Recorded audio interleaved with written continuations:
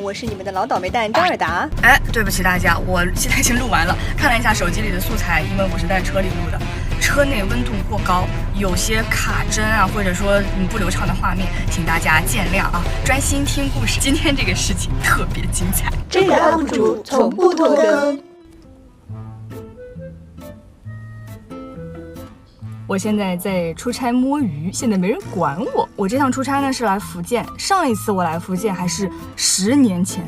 然后我想到这个10年前，我突然间就想到了一件我笑了整整10年的事情。这个事情的主角是我的好朋友秦老师。老粉都知道秦老师是教表演系的老师嘛，那自己之前肯定也是学表演的。10年前的秦老师啊，当时还是秦同学啊，在他们的一场汇报演出中，被老师委以重任，负责帮各组同学放音效。不是没有角色演啊，是学生时代嘛，就像大学社团一样，什么工作都得学生自己来。然后秦老师那天一收到这个消息，马上特别兴奋地跟我说，我靠，音效太重要了，你知道音效是老师最喜欢的学生才可以放的。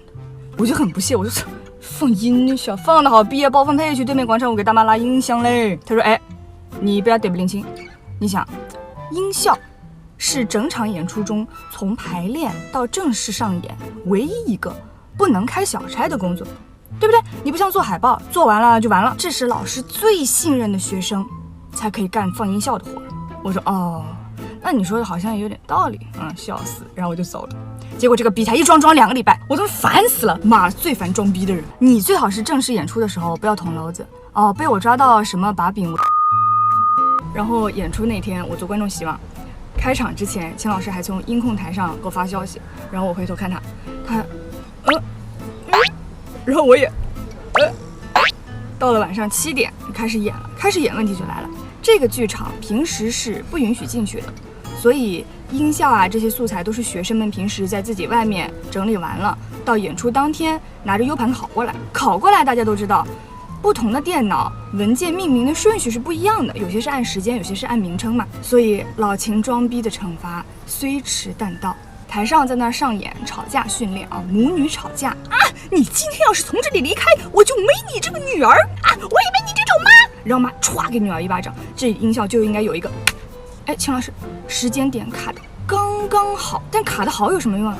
文件顺序不对啊！当时拷过去之后，那个电脑的第一个音效文件是一个不锈钢脸盆掉在地上的声音，所以当时就变成女儿说啊，我也没你这种妈，然后妈一个巴掌，砰啷啷啷啷，全场都懵了，台上2个人也懵了，人的脑壳怎么会发出这种声音啊？在这么安静的时候，台下有一个男同学脑子又快嘴又欠，他说我靠，铁甲小宝，然后台下瞬间笑疯，连院长都在笑，场面一度失去控制，院长只能叫停，然后重来。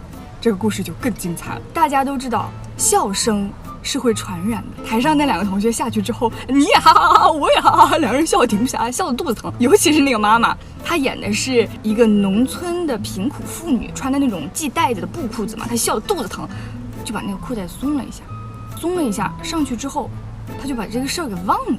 这个节目就从母女吵架变成了妈妈提裤子，5秒钟提一下。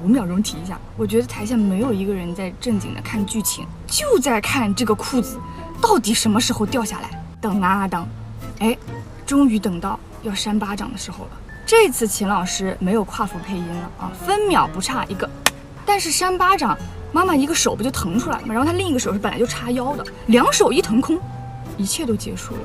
裤子项目顺利的落地了，落地不要紧，他的布裤子里面还穿了一个非常洋气的破洞拉丝牛仔裤，一看就是演出结束了，就准备出去蹦迪了。反正这个演出后面的节目我是一个也不记得，但是这个脸盆巴掌还有妈妈提裤子，我记了整整10年。这个节目的后劲儿真的是太大了，以至于什么呢？我到现在看电影电视剧里面出现扇巴掌的画面，我的脑子当中就会自动配音，哐啷啷啷啷，然后铁甲小宝，然后裤衩落地。每次想到这个我就忍不住笑出声，旁边人都以为我有什么大病啊，看别人被扇巴掌还能笑出声。今天我就把这个大病传染给你们，每当不开心的时候就想想这位妈妈同学，这种程度的社死她都没有换个星球继续生活，小磕小碰有什么难得到你的呢？啊，当然我们不要忘记始作俑者秦老师，如果不是他第一遍把音效放错，根本不会有裤子掉下来的事情。坑人者恒被人坑，秦老师第2天就遭遇了毒手。